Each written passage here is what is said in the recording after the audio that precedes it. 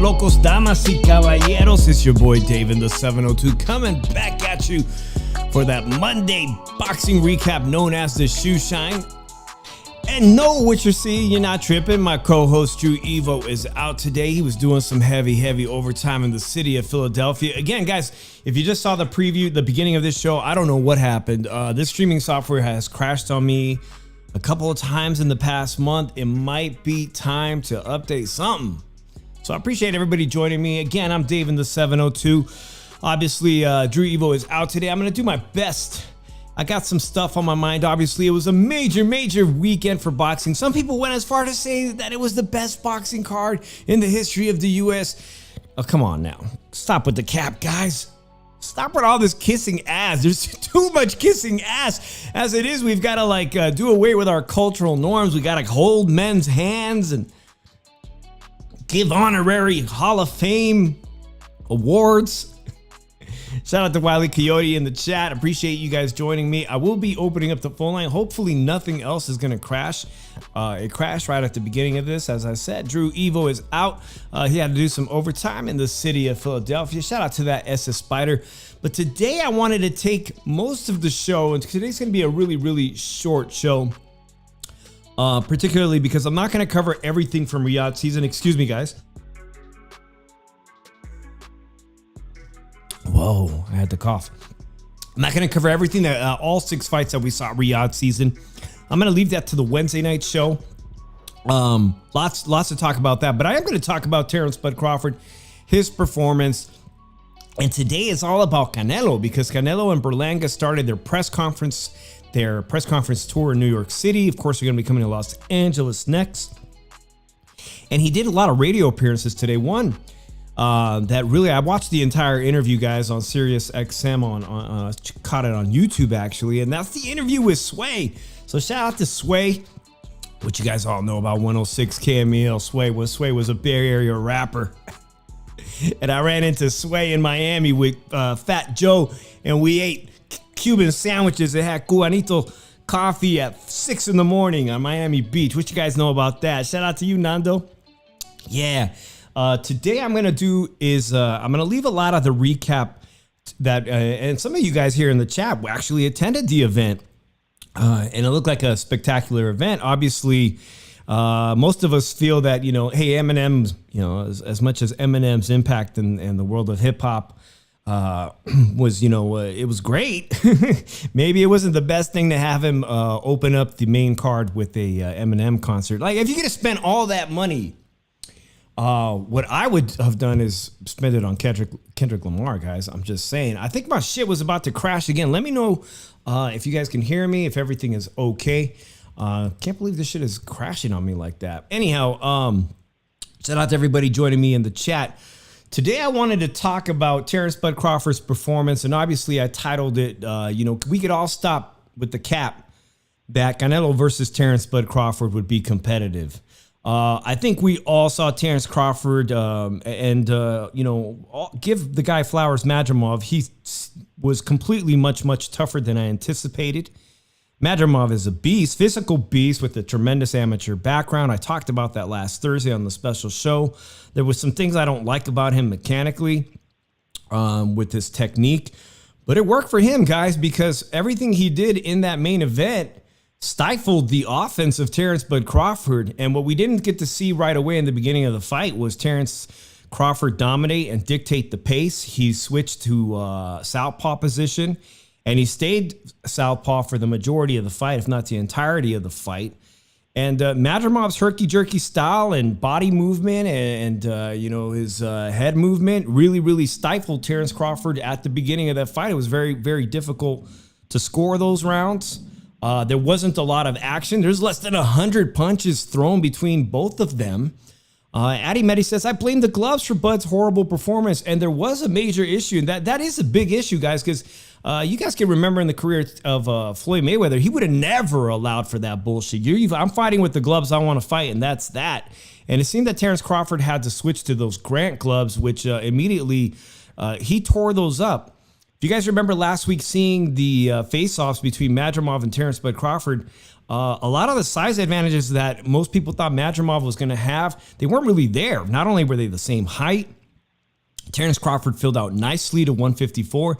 And when they knuckled up, you saw that Terrence Crawford has way bigger hands than Madrimov, way bigger knuckles. So obviously when he put on those Grant gloves, and they're not the ones he's used to, you could see why he was disappointed that he was going to be forced to wear those. Not the gloves you want. It could have had a lot to do with it, actually. But, nonetheless, all flowers to Madrimov, the former WBA champion, coming in there with less than 12 pro fights and doing as well he did. Nando says, Bud looked old and tentative. He most definitely was tentative. Again, we got to consider Terrence was moving up to a new weight class. He wanted to feel out how much power he was going to be having to deal with Madrimov. And I think Madrimov as well, he wanted to see how hard Terrence Crawford hit. And it was pretty evident by the mid rounds that Madrimov, he wasn't tripping. He wasn't tripping off Terrence Crawford's power. And that's when the fight got really interesting and very close. Very close. I feel myself, the scorecard 115-113, I think it was spot on. Because I had Terrence Crawford coming alive in the championship rounds. By the way, guys, rounds that Madrimov had never really been to. Madrimov as a professional, almost all knockouts. So this isn't something Madrimov is used to. And I thought Terrence Crawford, with his championship experience, his ring IQ, he started to land those accurate shots. And there's several really good combinations we saw where his accuracy that we're accustomed to finally came out. And Terrence Crawford, I think he dominated rounds 11 and 12. And going into the 12th round, I remember clearly looking at my wife and saying, I think Madrimov needs a knockdown. He definitely needs a knockdown to win this fight, sway the judges. And he didn't go for it. He wasn't able to. Actually, I thought Terrence Crawford pulled away with that 12th round, but he wasn't even able to really win that 12th round on the majority of the judges. And that would have given him a draw. So I think spot on. I think the judges got this right, 115-113. And I don't think most of us pundits believed that was going to be the final score, that it was going to be this difficult of a night for Terrence Crawford. Terrence Crawford not only had to dominate, we wanted to see a stoppage at 154 because he's really trying to sell the American public and the global consumer that watches boxing that he got a chance at beating Canelo Alvarez, that he has a chance of beating Canelo Alvarez. Again, he just went from 147. He's talking about moving up to 168. He makes his first stop and appearance at 154, 20 pounds heavier than what we've accustomed to seeing him when he was undisputed welterweight champion. How do you go jump 20 pounds and beat the face of boxing at 168? I think it's pretty clear now to obvious, and I'm going to ask you guys in the chat, just go ahead and put your opinion there. But does anybody, by the performance that Terrence Crawford put on this weekend in Los Angeles at 154 pounds, believe that he could actually beat Canelo at 168 pounds? And I'm going to say, F no. In fact, he could possibly get stopped, actually. Now I'm convinced he probably gets stopped by Canelo Alvarez. And listen, they are the same height. I'm going to put up the tail of the tape for both of these fighters. But again, it was a 20-pound. He just moved up to 154, and he looks like he struggled a bit. This was a very difficult fight. And we're going to give Madrimov even more flowers because I think it's pretty obvious now that everyone that watches boxing that Madrimov is a force to be reckoned. Not only did he win that WBA championship prior, but if you put him up against the landscape of the current 154-pound fighters, my God, he would look well and do well against Tim Tszyu, Virgil Ortiz, the Ukrainian fighter Bohacek that we're going to see this Saturday, Jesus Ramos Jr. I mean, it looks like he could compete against any of them, including Fundora, who holds 2 of those titles. Shout out to Nando that says, I shook hands with Loma. Shout out, Drew. You're going to have to call back, Nando. But actually, you can call tonight. I got the phone line opens, guys. It's going to be a short show. If you want to tell us the story. He shook hands with Lomachenko. I got to see the picture of that. All right, Adi Medi says, Bud paid Canelo to reject the offer, $2.5 million, his whole purse, LOL. And obviously, you guys may have watched the press conference today in New York City, which I think, the official card is now out for the entirety of the Canelo undercard and whatnot. And to me, really, I hate to say, but it's lipstick on a pig. There's really, really nothing exciting. Like the only fight on there that I'm remotely interested is this guy named McCumbee, who has the funniest hair and mustache. He's performed on Pro Box, and he's a very likable character at 168, and he's going to get a chance to fight the biggest test of his life and former champion Caleb Plant. McCumbee's a guy who, when featured on Pro Box, he looked good. All right, Matty Garcia says, how do you think Fedora versus Spence is going to go? Matty, I'm going to be honest with you. I've never been a great fan of Errol Spence. Post-car accident, to me, he's never been the same. I wasn't the least bit of surprised that he took such a savage beating from Terrence Bud Crawford. And I think that when he moves up to 154, it's going to be more of the same. I don't think he's competitive against Virgil Ortiz, Tim Tszyu. I just don't think he's competitive against any of them. I think we've seen the best of Errol Spence. And today I heard some chatter, he's moving up to, but I think he's going to be largely ineffective at 154, and we've seen the best of him. And there's no knocking on that. Today I revisited a fight because on the interview with Sway, Canelo was asked a very important question. He said, Jaime Mujia, how hard did he hit? He must have hit hard, Sway asked, and Canelo said, no. And they go, well, who did hit the hardest? And he said, very frankly, he said, Kirkland. And I was surprised. I think everybody was surprised on that panel. They said Kirkland. But if you guys remember, man, Kirkland, under the tutelage of Ann Wolf, was a wrecking machine. And in that fight where he famously got knocked out, his brains knocked out in round 3, and he actually was dropped 3 times, Canelo said, I had never been hit harder by anybody. And he announced that today as a compliment that Kirkland was the hardest puncher he ever faced. He said, when Kirkland hit me on the forearm and I felt that pain, he realized I've got to step on the gas and get this guy out of here, because if he hits me in the face with that punch, I might go down.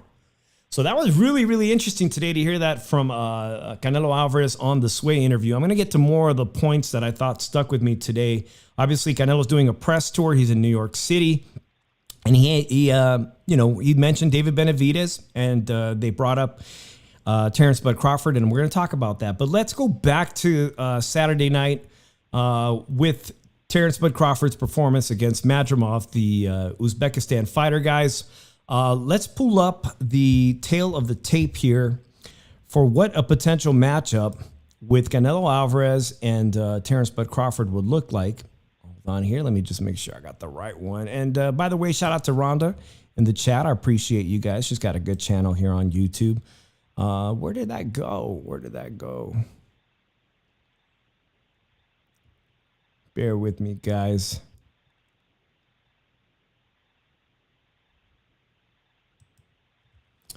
All right, the tail of the tape, Canelo Alvarez versus Terrence Bud Crawford. And the fight, guys, it's not even, the fight's not off the table. That's what I'm most surprised about.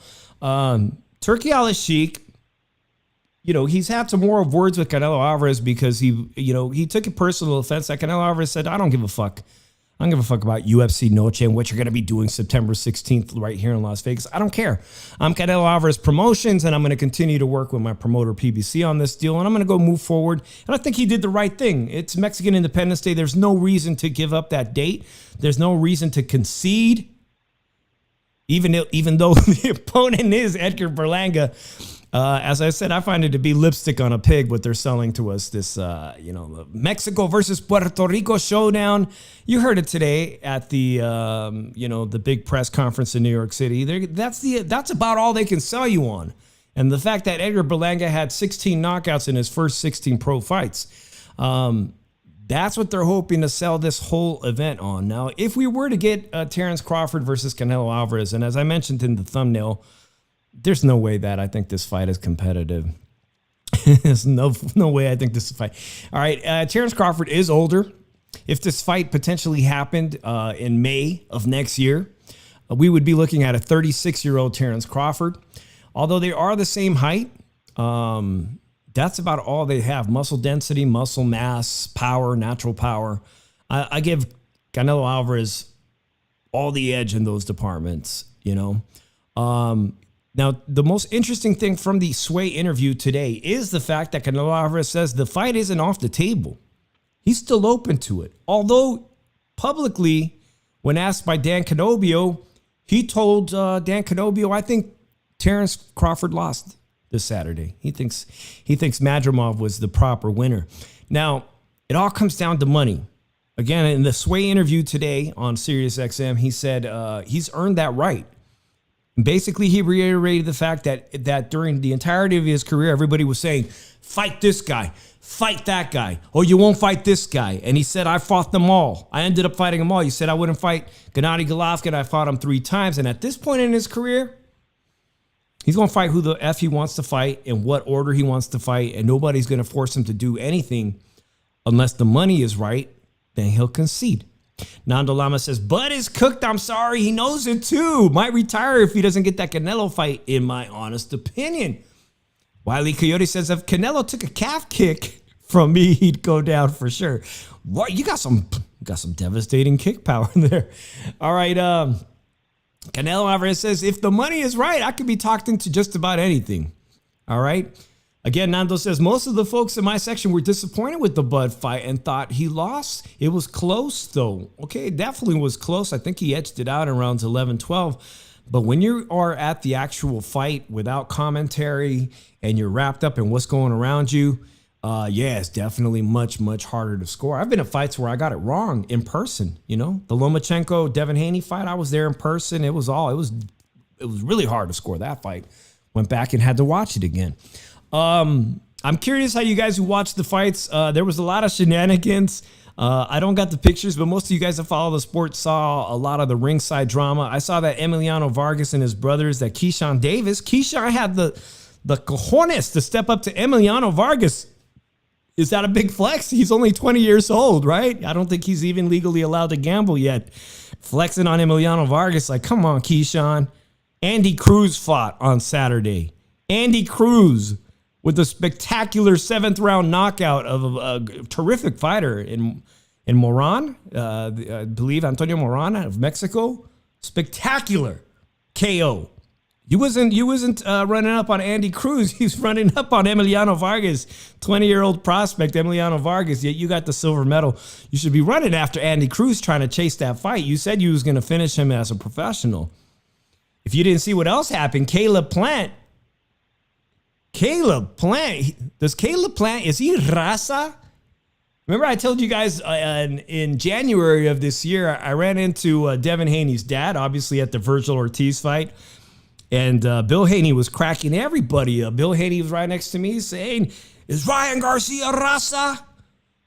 If Ryan Garcia is not raza, is Caleb Plant raza? Because a former sparring partner of Caleb Plant, I believe he's Middle Eastern or Moroccan, light heavyweight fighter, professional fighter, tried to step to Caleb Plant ringside, and a bunch of homies from LA decided, hey, Caleb, we got you, homie. We got you. And they put the ass whooping on this professional fighter. They had him on the floor.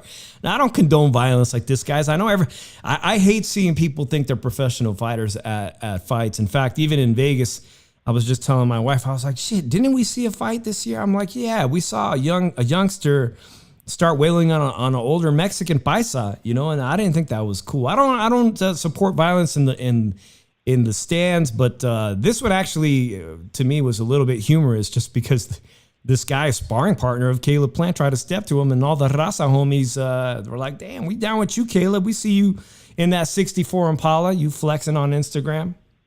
Is Caleb Plant Raza? Yeah, Matty Garcia says Stevenson was getting into it with Loma too.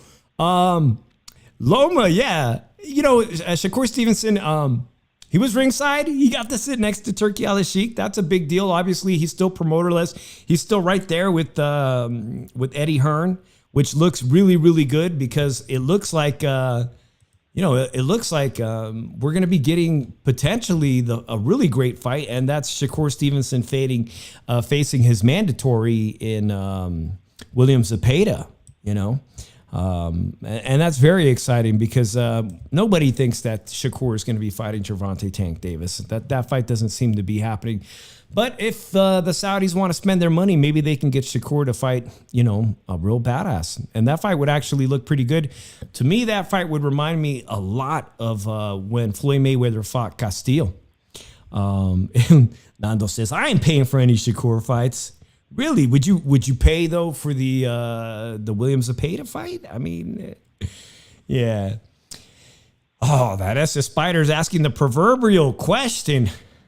Trying to get the chat on fire. Yo, I saw this on X. He was going after Oscar De La Hoya's girl, bro, but is Holly cross-eyed? And I would have to say yes, because every time they catch her, the camera catches her not looking. Those eyes just start going and be doing a funny dance. And if you guys didn't know, Holly did not get all that face work to look like a Bratz doll because of Oscar. All right, I'm gonna just defend Oscar here. Oscar did not send Holly out to be getting all that face work. Holly used to date this guy named Vegas Dave, and it has no relation to me, Dave in the 702. But Vegas Dave went to federal prison. He was a big time bookie, ran a bookie operation. He had a lot of money to spend, and for all we know, he paid for it. Who knows? But most of the transformation from Holly, the golfer and analyst, was that didn't happen under Oscar. Chicano Prophet says Holly was pretty when she was natural, and you know what? Even my wife agreed. You didn't have to do all that, but you know, to each their own. If you want to look like a human Bratz, you know, is it too far? That's up for personal discussion. I don't know. I really don't care. But don't blame it on Oscar. He didn't go tell her to go look like that. All right, guys. We are just 10 subscribers away from 1,000. I'll remind you guys to jab that like. And let's get me to 1,000, man. It wouldn't be great if we get to 1,000 subscribers by the time we do the full recap this Wednesday with my co-host, Drew Evo. All right.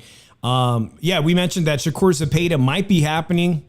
This thing was a star-studded event. Tons of Hollywood folks. This fight is looking like it could be happening next. Obviously, Turki Al-Sheikh is greatly invested, and the potential for Stevenson to sign a multi-fight deal with Eddie Hearn is in the works. It's not been officially announced, but you can see he was there talking shit to Loma, man. That's another great fight, you know? Speaking of Ukrainians, I will be doing more in-depth coverage with Bohacek, the current WBC interim 154-pound champion. That fight with Virgil Ortiz, man, that fight is going to be crazy. That fight is going to be fire on Saturday, a potential fight of the year. Virgil Ortiz, all knockouts. And something that, you know, talking about Oscar De La Hoya, I saw like this today, guys, but if you're coming to Las Vegas this weekend, or if you're in the Los Angeles area or maybe Arizona and you're like, damn, I'd like to see this fight, and you're having last minute thoughts, they're offering 25% off tickets. Where was this shit when I bought my tickets, man? 25% off with the code knockout for Bohacek versus Ortiz this Saturday. They want this shit sold out, guys, at Mandalay Bay Ultra Arena. 25% off. And yeah, this could be a potential fight of the year. 25% off. This might sway somebody like Nando. All right. Yeah, lots of arguments, lots of people saying it was the best fight card ever, guys. Obviously, you know, the best feel-good story of that is the Rayo Valenzuela, and on Thursday night, I said that was the best chance of upset. Obviously, Bacoli destroying Anderson was a fantastic upset. But better than that is the storyline of Rayo Valenzuela, who's been featured on podcasts that we've been on. I got to interview him with D-Style once before, and just asked him about being a Mexican kid growing up in Seattle with the David Benavidez family. You know, that was really great to see him accomplish that and get his first WBA title. And speaking of the excellent game plan Robert Garcia and his camp came up with, I hope to see the same repeat this Saturday, because, I mean, what a win for Robert Garcia this weekend with a brand new champion. And again, I just heard that he's going to be there in the corner of Virgil Ortiz, because he's got other fighters on another card, I believe, on the ESPN card. So it'll be good to see Virgil Ortiz with Robert Garcia. Will the good luck streak continue? Will it continue this weekend? All right. Appreciate everybody joining me, guys. I'm going to be moving on back to the Sway interview with Canelo Alvarez, and everything has a price. The fight with Terrence Crawford is not off the table, but I think what I'm feeling right now is that Terrence Crawford try to clean out this 154-pound division, because it's effing stacked, man. And I don't think he should be fighting the winner of the Virgil Ortiz. They reportedly might be offering him a lot of money to fight the winner of Virgil Ortiz versus Bohacek. But really, that's not a title that means anything significantly. It is not the WBC full title. That is the interim title that Brian Mendoza had when I interviewed Brian Mendoza when he fought Bohacek. The week he fought Bohacek, D-Style was there. That's an interim title. That is not the official WBC title. The WBC junior middleweight title is held by Sebastian Fundora, who also holds the WBO. What I would like to see, since Fundora is kind of out of a dance partner, is to make this unification fight happen. If he can't be Fundora, then really, does he have a future becoming the undisputed junior middleweight champion of the world that Charlo, you know, he had that title and distinction. If he can't get past Fundora, how can we expect him to get past Tim Tszyu, Virgil Ortiz, Bohacek? I'm not knocking Fundora, but Fundora was destroyed by Brian Mendoza at 154 pounds. Brian Mendoza knocked him out in one of, you know, what I had as knockout of the year. It was absolutely a knockout of the year contender. Brian Mendoza could knock out the Towering Inferno, then I would expect the same from Terrence Bud Crawford. That's the fight I want to see next. I want to see Terrence Crawford become undisputed, the first person to be undisputed in the modern four-belt era with three. The distinction of being the only person to do it 3 times in 3 weight divisions at 154 pounds. He's got to make a fight with Sebastian Fundora. And then there's only one title left, and that's Bakram Murtazayev, that I barely seen this guy fight. Barely seen him fight. But that's it. Once he becomes undisputed, if he chooses to defend those titles against Tim Tszyu, Virgil Ortiz, that's his business. But I'll tell you what, this Canelo card on Mexican Independence Day, the co-main event, is somebody that I could definitely see Terrence Bud Crawford beating. And that would make Terrence Crawford a 5-division world champion.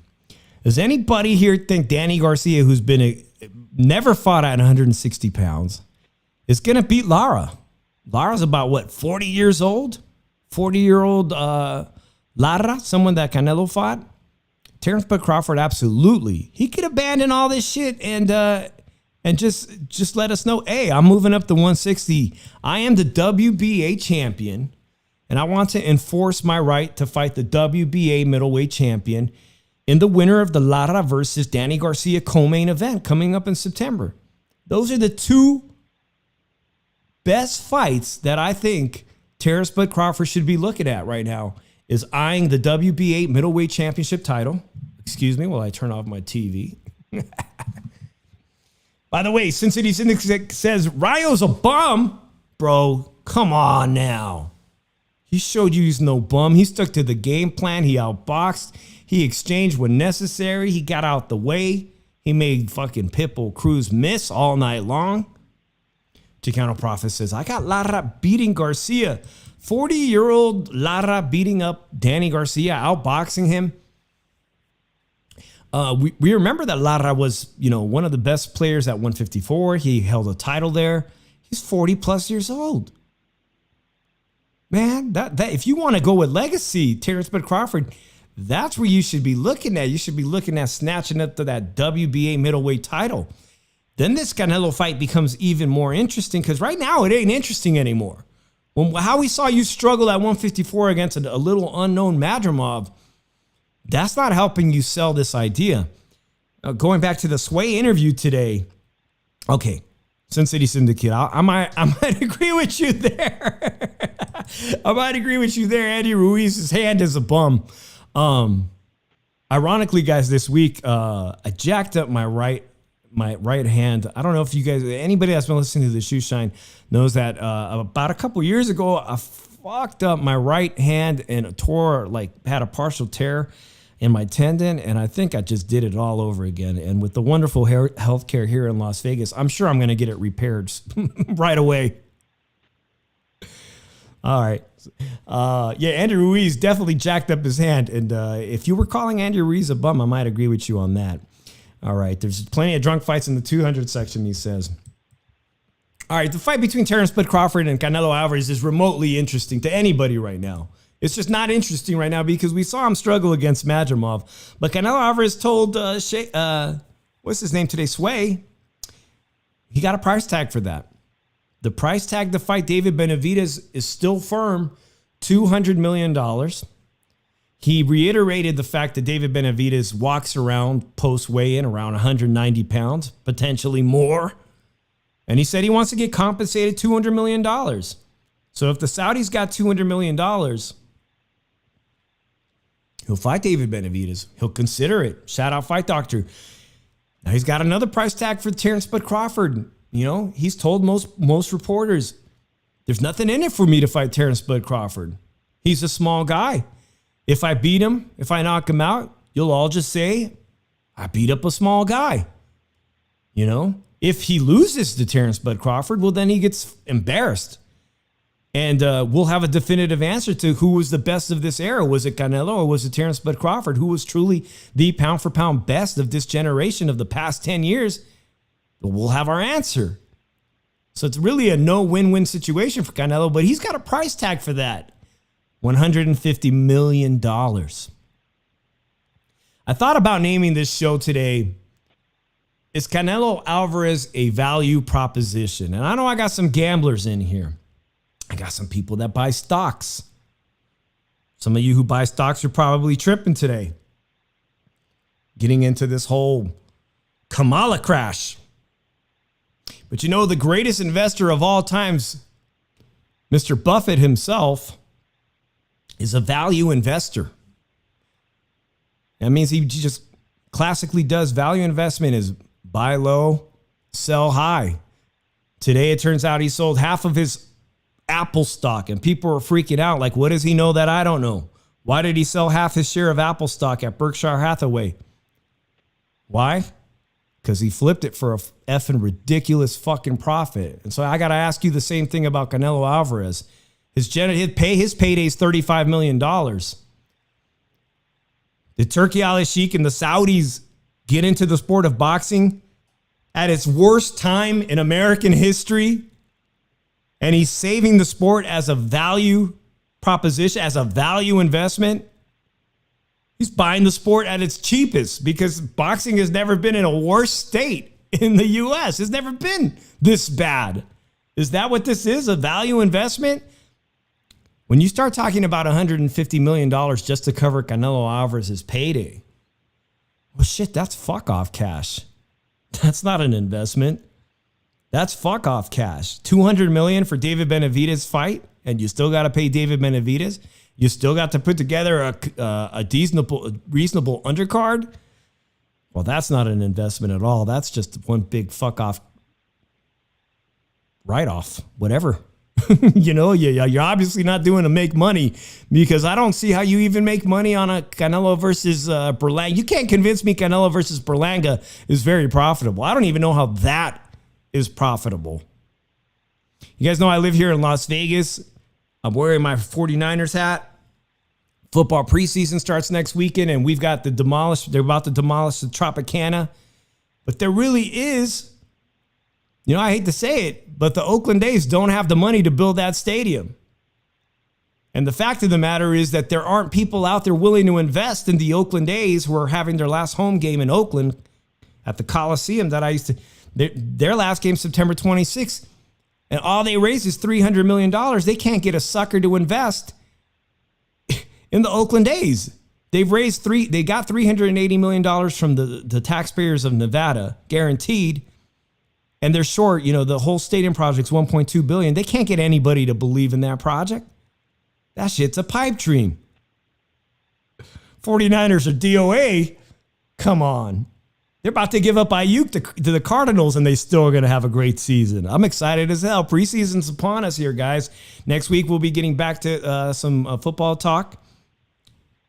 It's right around the corner. Something to look forward to. Oakland A's, who knows if they're going to get their stadium. They're going to be in Sacramento for 3 years at least, in a dumpy field by the old river. So is Canelo Alvarez a value investment? The type of investment Buffett would make? I don't see how it could happen, guys. 35 million just to cover his payday against Berlanga. All right, let's look at this card by the Berlanga card. Where's my facts on this one right here? All right, today, obviously, guys, was the first press conference. Berlanga's got the size advantage, obviously, but Canelo Alvarez talked about that today in his interview. He feels naturally that his best weight was 160, and that 168, he feels great. But obviously, he says he's undersized for 168, and it doesn't matter. He's knocked out much larger opponents. In Smith, he's knocked out guys that were as high as 6'3". But he feels that 160 was his best weight. All right. Oakland A's stadium seats are being held together by duct tape, says Sin City Syndicate. All right. Alvarez, Berlanga is trash, says the fight doctor. I still can't fight the... what do I do with that? All right. Canelo Berlanga, guys. It's official. The entirety of the card. Are you excited about the return of Rolando Romero? Oh, they say he's fitting. He takes on hard-hitting Manuel James in opening action. He'll be the first fight at 5 p.m. Pacific time. Also on the card, Caleb Plant, who I just said is an honorary Raza member. Raza was fighting in defense of Caleb Plant. They said, we got you, homie. Trevor McCumbee, a very interesting character. He's undefeated, guys. You go back, watch him on Pro Box. He's very entertaining. He's undefeated. Will he come in with a mohawk and his funny mustache? I hope so. He's a character. He's looking to make a name for himself against the former super middleweight champion of the world. Again, in the co-main event, we have Lara, who's now 40 years old at middleweight, defending his WBC title against Danny Garcia, who's been inactive for almost 2 years. This fight sucks. This whole card sucks. All tune-ups from top to bottom, says Nando. And yet, this is supposed to compete against UFC, which really doesn't even have Latino talent, but they got this. The Oakland A's ain't got shit. Oakland A's, they can't even get the bathrooms to smell right. And UFC got this, courtesy of Turkey Al-Sheikh. They spent $17 million already just in production expenses. $17 million have already been spent just in preparation. And the ticket prices reflect that, as I think they're going for $3,000 for nosebleeds in probably the most uncomfortable experience seat-wise in all of Las Vegas. These seats are narrow. You're pressed up against everybody. And they make Southwest legroom look like a luxury jet. I'm for real. Like the legroom here, it makes Spirit Airlines look like a luxury jet experience. This fight, to be honest, I can't believe that the Canelo fight sold out the nosebleeds in just a couple of minutes. I know human beings didn't actually buy those. Those were all bought by ticket brokers, and hopefully they'll go on resale, because I know a lot of people had a great experience snatching up resale tickets for this event in Los Angeles. Obviously, it was difficult to sell out an entire stadium, but they came very close to making it happen. And it's indoors, but at least that. So hopefully these tickets are going to come down to the real market value, which should be half of that. Should be close to half of that. Yeah, Sin City Syndicate says Sphere seats are terrible, and watching U2 was even worse. Today I was thinking, can they bring like a good band like the Foo Fighters? Like, bring a band that people want to see. You know, then I might actually shell out money. I don't want to see the Eagles or the Grateful Dead. I could give a shit about that. Like, the best thing they got going on at the Sphere now is that they're going to bring EDM music for a New Year's Eve party. That's actually, the response has been really good for that. So UFC and Canelo Alvarez go toe to toe, but with a card like that, who's really interested? And they're coming to LA with this press conference. And today, like I said, Canelo's doing great. His English is fantastic. And he said, despite thinking that Terrence Crawford didn't even win that fight, he's still open to fighting Terrence Bud Crawford at the right price. And the right price is $150 million. Nando Lamas here. The Sphere is going to be out of business within 5 years, and that project was $1 billion over project. Supposed to come in at $1 billion, and it's a $2 billion project. And Nando, they don't have shows every night that I'm aware of. Maybe they do. Maybe I'm tripping that they have shows every day. But you're absolutely right that Madison Square Garden's MSG that owns that, they're in the hole big time. They might end up selling that, like you said. They might never recoup that and have to sell at a loss. That's not uncommon. They may have to sell at a loss. Now, the Oakland A's, they're struggling to find anybody remotely interested at $1.2 billion for that project. And the dude's a billionaire. The dude's like, he won't even give up he won't even put in $500 million of his own money to build the stadium. You guys know how I feel. I mean, speaking of rock stars, the Green Day lead singer was in Toronto this weekend. And I guess it was a stadium, and they got the Oakland A's emblem there. And he took out a can of spray paint and wrote BS over the Oakland A's. Fisher's broke. Yeah, he's got to be the worst owner that the Oakland A's ever had. I will speak to that, man. I can remember when the Oakland A's were a legacy team. They were fantastic. 70s, 80s, leading up to that World Series against the San Francisco Giants. They were a great team, and they always had great stars in the sport of baseball. It's a travesty what's happened to the A's, and it all remains to be seen if they end up building that stadium. I'm following the story, guys. I'm definitely following the story. So where I stand tonight, we got a Wednesday show coming up again with Drew Evo. We'll be having 1,000 subscriber party of some sort. I'll be doing something for that. So stay tuned for that. Wednesday, Drew and I will be getting back on the mic. We'll recap all 6 fights. Again, my favorite moment of Saturday, obviously, was watching Rayo Valenzuela with a perfect performance. I thought the kid had the potential to do it, especially under this tremendous training camp he had with Robert Garcia. He stuck to his plan. What more can we ask for, man? He didn't expose Pitbull, but listen, Pitbull got a problem with tall fighters. It just goes to show you stick to the game plan. You don't deviate, and you stay 100% focused for all 12 rounds. You could take down a champion, and he did exactly that. If you remember, guys, Rayo had 2 fights against Colbert. The very first fight, I thought he was robbed. So there really is only one blemish in my eyes for Rayo, and that's when he got into a slugfest with De Los Santos, who was the champion at the time, and he paid for it. Yeah, Rayo can slug. He got power, but you definitely don't want to get into a slugfest. And I like the way Robert Garcia and his camp approached this fight. They made sure he did not get into a slugfest with little Pitbull Cruz, and he didn't. He outboxed him. He outworked him for 12 rounds. It was perfect performance. We'll talk much more about that, about the Riyadh season Saturday card on Wednesday night. And of course, Bohacek, I just brought that fight up again, guys. Bohacek versus Virgil Ortiz. That's coming up this weekend. I will be there. I'm going to see if there's a media event that I could attend to at the end of the week. So make sure you guys are there. This fight is going to be a potential fight of the year contender. I will give you guys a little bit of an inkling of how I feel about this fight. I saw Bohacek do a masterful performance against Brian Mendoza. I really like Brian Mendoza. I've seen him twice, interviewed him twice. I like the guy a lot. But what he just rearranged Brian's face, man. This is not going to be a walk in the park. This is Vergil Ortiz's toughest opponent. But Bohacek has been dropped, guys. He's been stopped. He's been stopped before on Ring City, USA. It's been more than 2 years back. It was like around the pandemic. If anybody's chin has been cracked, it's Bohacek. I never seen Vergil Ortiz hurt. If it's going to be that kind of fight, I'm going to have to favor Vergil Ortiz to come out victorious. But then again, we don't know, man. Nobody's ever tested the chin of Vergil Ortiz too. That's why this fight is so 50-50 to me right now. And if you guys, anybody has odds on this fight, let me know.